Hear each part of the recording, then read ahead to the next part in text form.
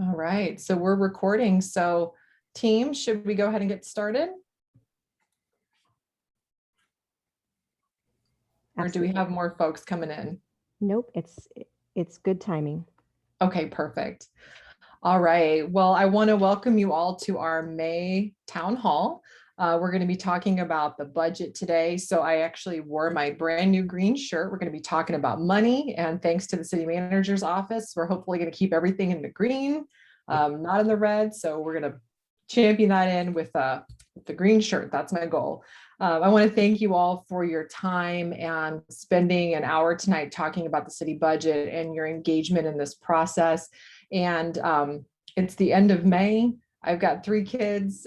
They're wrapping up the school year. So I just want to congratulate anyone who's graduating this year or anyone who made it through the school year or who's making it through the school year. I know it's incredibly difficult.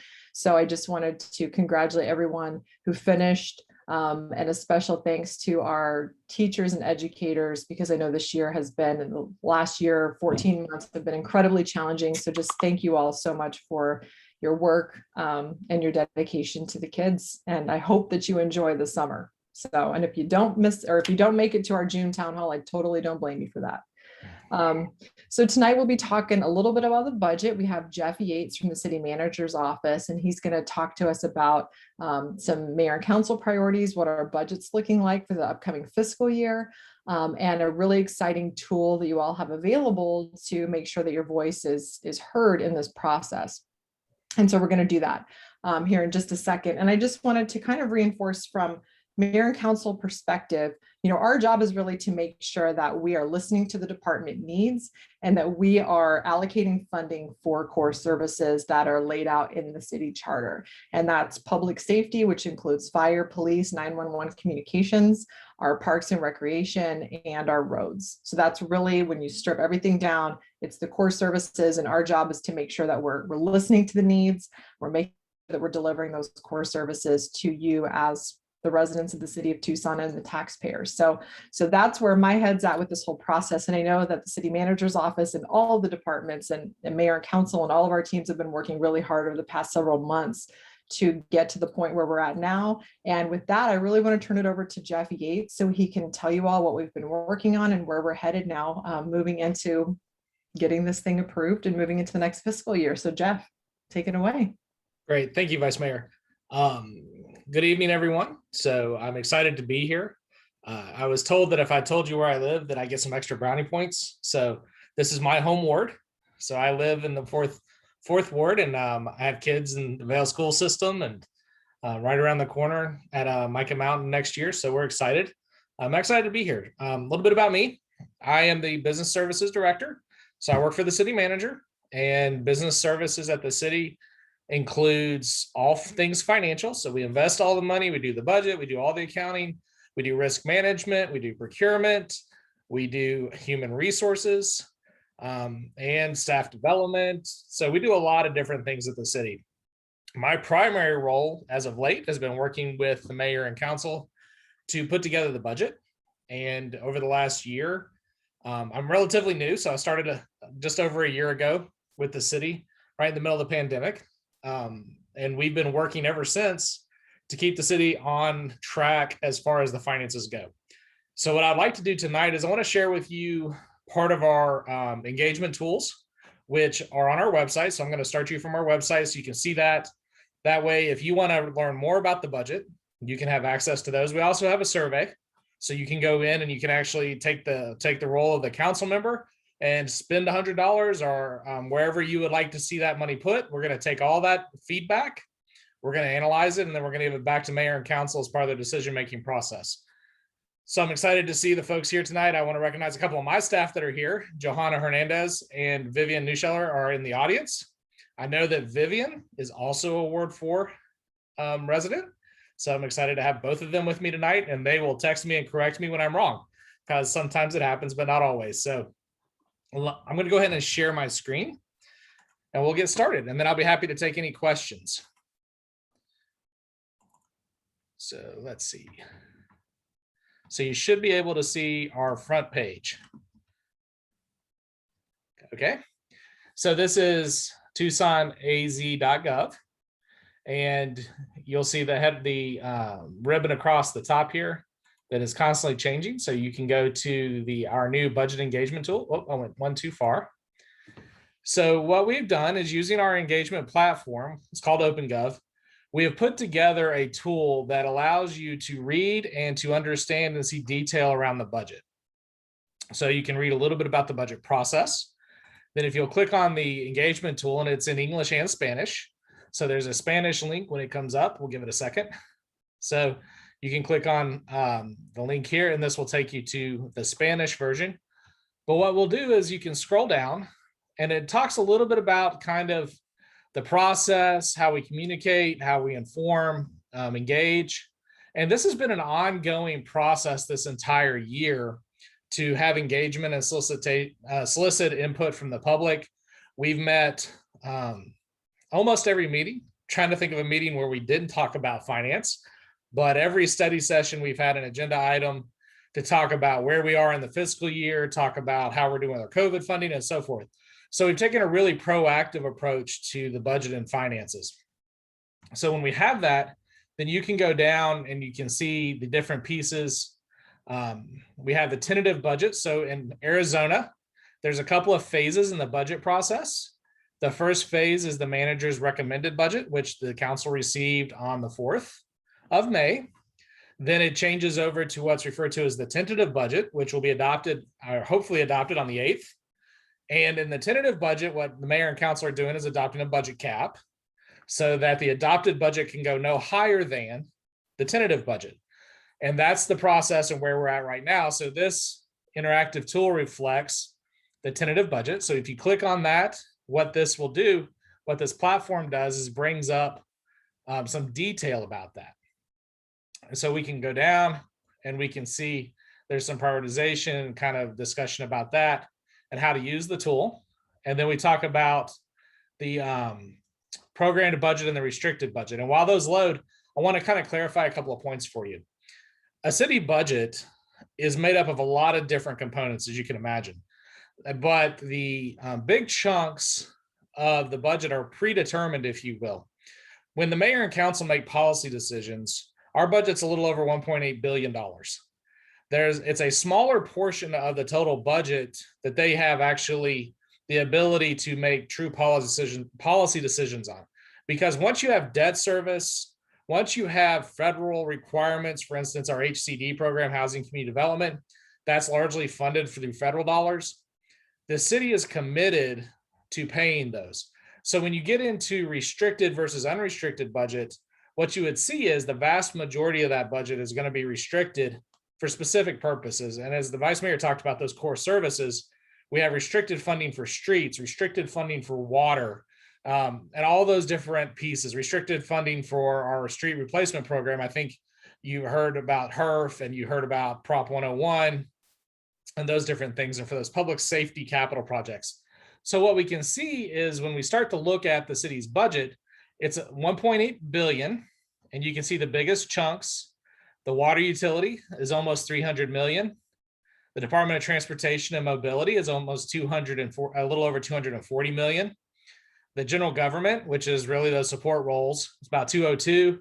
Our debt service is over 100 million a year. And our police department, and these are the biggest chunks, is about 165 million over the year. So those are the biggest chunks. And the neat thing about this tool, so I'll encourage you to go in and kind of be able to use this tool. And if you register with the website, you can get some more detailed information about that. And you can get what we refer to as a visualization of that. And we'll give it a second to come up.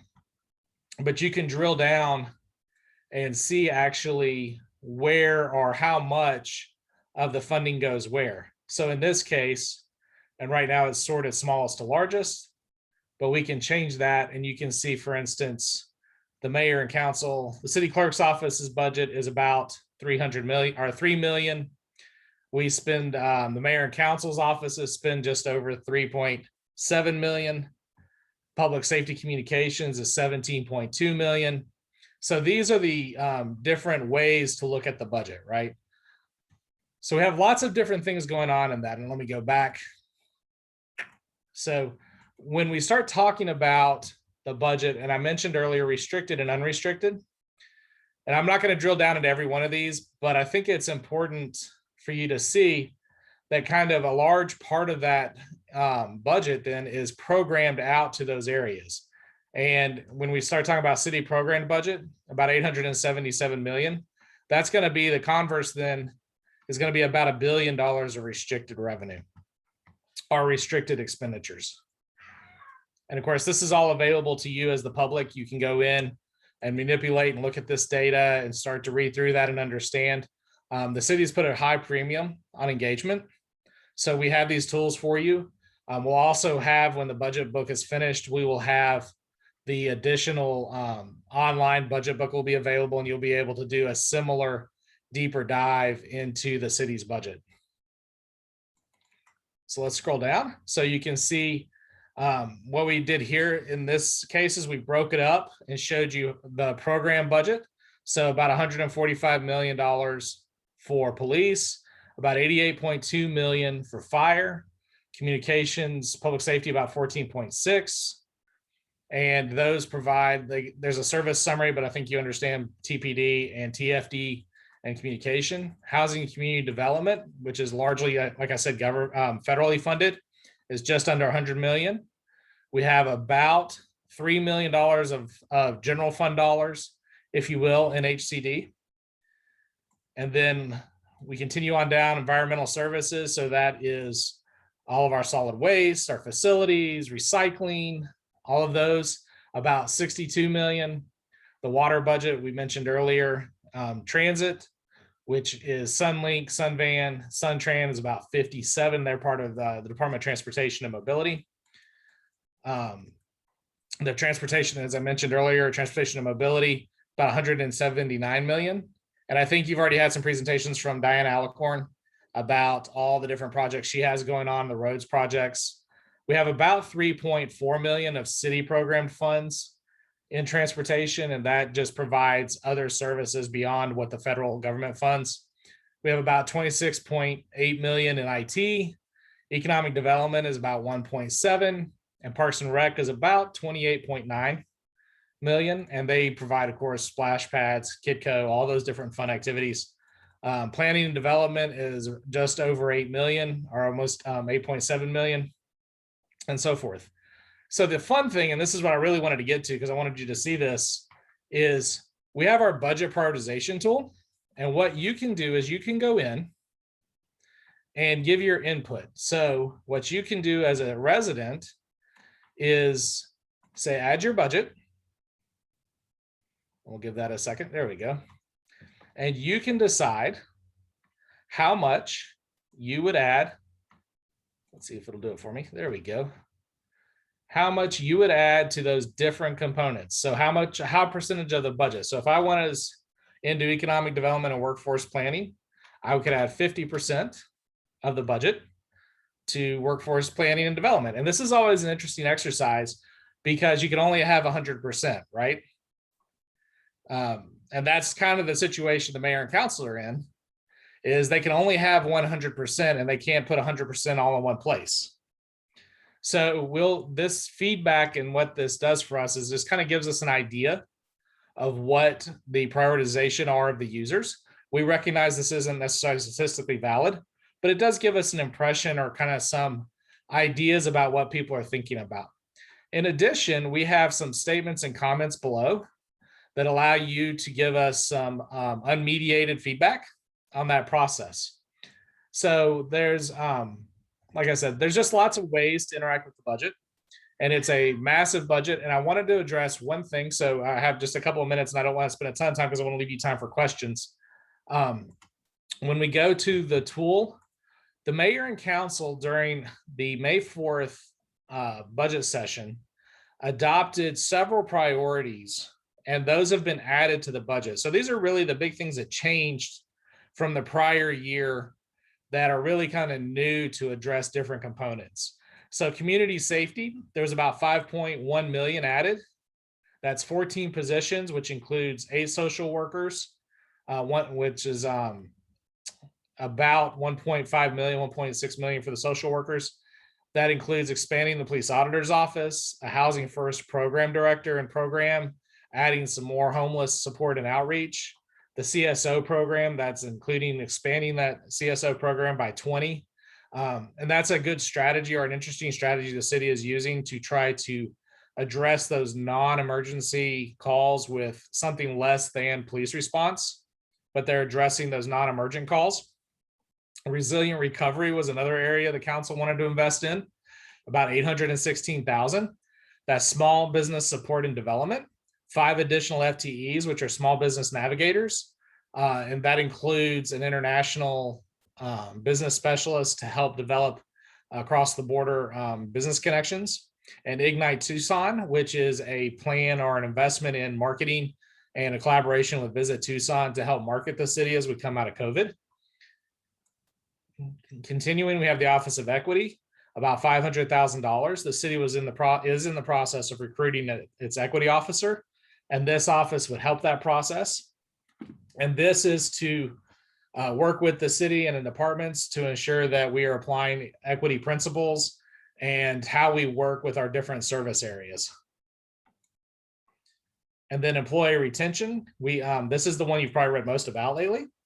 The mayor and council allowed us to invest heavily into our employees. So this is over $30 million. At the end of the day, it's gonna be about $33 million. And what this provides is it puts our employees on par with the market. So one of the challenges we have is recruiting certain hard to find, hard to recruit positions. And this will allow us then to compete in different areas. For instance, we invested $7.4 million in recruiting policemen so that we can fill those ranks and ensure that we have all the policemen that we're supposed to have. And fire, for instance, $5.4 million. And this allows us to recruit the very competitive environment for police and fire. As you can imagine, there's not a lot of folks that are lining up to do those jobs. So we have to be competitive even with other types of jobs, not just law enforcement agencies around the country. The next part is those other considerations, which are just various things that were added, about $6.2 million. That includes some funding for El Presidio and the Fort Lowell Museum, some fountain renovations downtown, the Clemens Fountain or the Presidio Fountain, gym show support. One of the things we do is we support the gym show by providing transportation services, additional IT support for transit, the election cycle. If you've been following that, the county or the city will be having an election coming up, the permitting system to help improve our online permitting process, the public safety, health and wellness. So this is to try to serve the mental health needs, particularly of our public safety staff. It's a very stressful job, and we want to be sure we're serving our public safety folks and trying to address their changing needs. Public safety records. This is part of a transparency effort. Allows us to provide body worn camera footage, accident reports, any one of those public records requests that are necessary. There's staff that has to pull that, look at it, provide it in accordance with the law. And then we were able to add what we refer to as a revenue contingency. This is some additional revenue we were estimating that the council can come back later in the year. And if we realize it as we anticipate, we'll be able to use that funding to meet mid-year challenges and mid-year needs. So with that, that's the basic kind of walkthrough. I did a lot real fast. You know, we can't do 1.8 billion in 20 minutes and get it all, but I would really be happy to answer any questions that you have and help me focus in on those areas that you find most useful. I was a teacher at one time in my life, so I love talking about stuff and helping folks understand. So I'm going to stop sharing and we'll be happy to take any questions. Perfect. So Teresa, I think you said there are some questions coming in the Q&A. We do have a couple questions coming in. So the first one, it looks like this is probably more of a Vice Mayor question. Let's see. The recent differential water rate proposal seems to have opposition from county residents, but widespread support in the city and among the mayor and council. If approved, will revenue from the differential rates be dedicated to relief for low-income water customers and debt forgiveness for water users who got behind on bills during the pandemic? Yeah, Joe, that's a great question and definitely timely. And that's really the plan. We think that based on what we're hearing from the community, and we're getting emails and communications every day from people who are opposed to a differential rate and people who support it. The people who are in favor of it are agreeing that those are the key areas that they would like to see that revenue dedicated to, in addition to climate resiliency, so green stormwater infrastructure type projects. So if those funds are dedicated in those ways, it could really move the needle, is what we're hearing from the community. Jeff, did you have anything to add from a budget perspective on that? No, I will say, well, I do have one thing to add, but not really related to differential rates, but we did receive quite a bit of funding, and the council put in a lot of funding for delinquent water accounts due to COVID.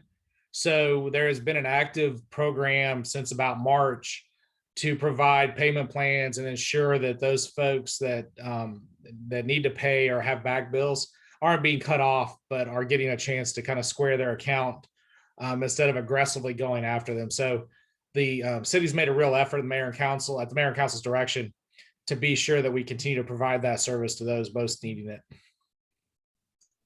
Absolutely. And hopefully, the recovery is moving forward, but it's going to be slow for people. So we're definitely looking forward to the American Rescue Plan and how we're going to be able to program some of those dollars to continue to make sure that people who are most in need and where that money can most move the needle is where we're directing that to go. So definitely. Teresa, are there any more questions in the Q&A or? Perfect segue, Nikki. Jeff, did you want to kind of talk about the American Rescue Plan and what the city is looking at receiving from that, and kind of things that the mayor and council, can prioritize for those types of funds? Absolutely. And in fact, I spent most of my afternoon looking at that and reading the guidance again for like the fourth time. So the city's been blessed to get about I'll give you a round number, about 140 million, a little less than 140 million dollars from what's referred to as the ARP. And that is funding that really is going to go for four things. It's going to go to help serve the community that's most impacted, or serve the community from the impacts of COVID. We're allowed to use it for public safety, salaries, and so forth. We're also allowed to use it for some revenue offset or reimbursement from lost revenue due to COVID. And then the final piece is for water, sewer, and broadband infrastructure. So as you can imagine, there are, like I said, about 150 pages of regulation on how to use that funding.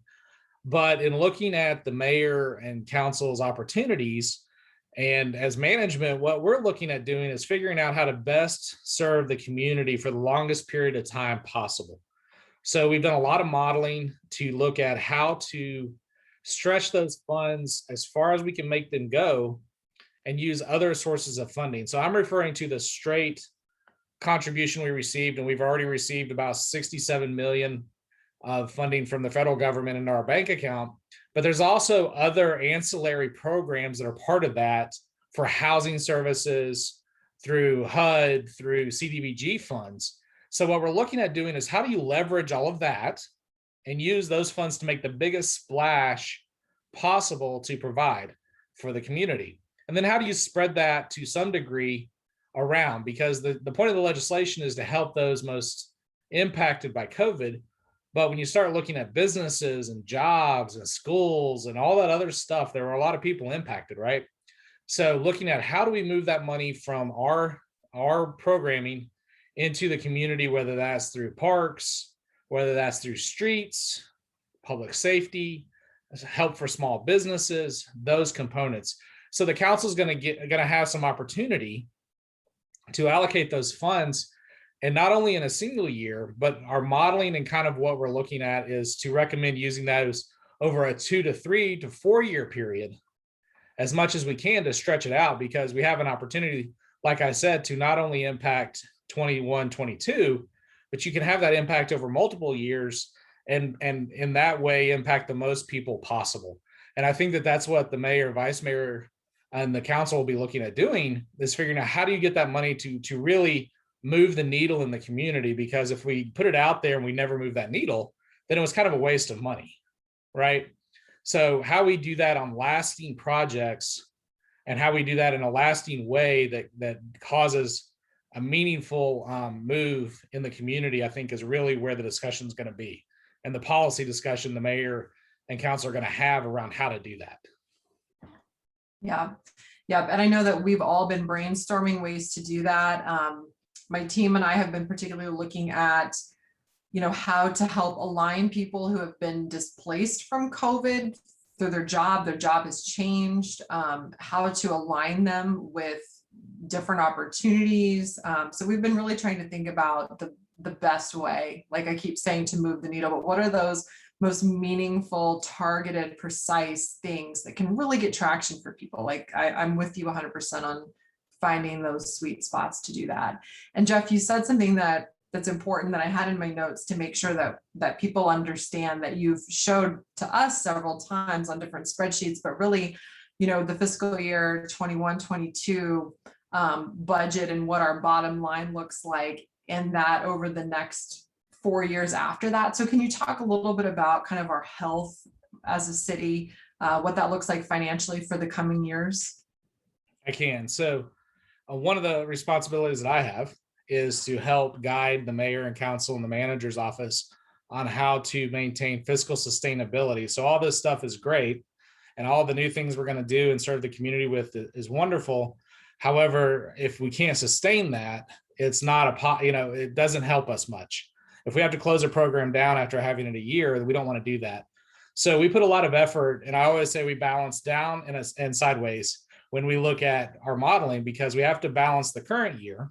So as we kind of go into 21-22, we ensure that we have a plan there, but we also look 5 years out, and we talk about what we think the economy is going to do, what we think that our service demands, inflation, we use indexes, we use, and I won't get too far into it, and I'll be happy to chat with anyone that wants to spend some more time talking about this, but we use econometric modeling, look at the calculus around it and those kinds of things, because ultimately what we're trying to do is find the best fit solution and find the best path forward, and then really advise the mayor and council on how to make those minor adjustments now that have meaningful changes into the future. And the way I always describe it is, and I lived on the East Coast, so if I were in Charlotte, North Carolina, headed to LA, if I move my car 2 degrees to the north, I could end up in Canada. Well, that's when I start in Charlotte. If I'm sitting outside of LA, 2 degrees is only going to put me 2 blocks over. So if we have our modeling, what we can do really well is make those minor adjustments further away, and then we have major changes later in the process. If we wait till we're right up on it and to make those changes, they have to be monumental changes. And so it's a game of inches for us in the city, is we continually tweak, and that's when we continually meet with the mayor and council and talk about the financial health of the city. We continually make those changes so that we can ensure in the next 5 years we reach structural balance, and that we give a path forward to continue to provide those most important services. For instance, the $28 million investment in roads, that's coming because we're planning for it, and we know how to get there, and we know how to work it to ensure that that's a fiscally sustainable program.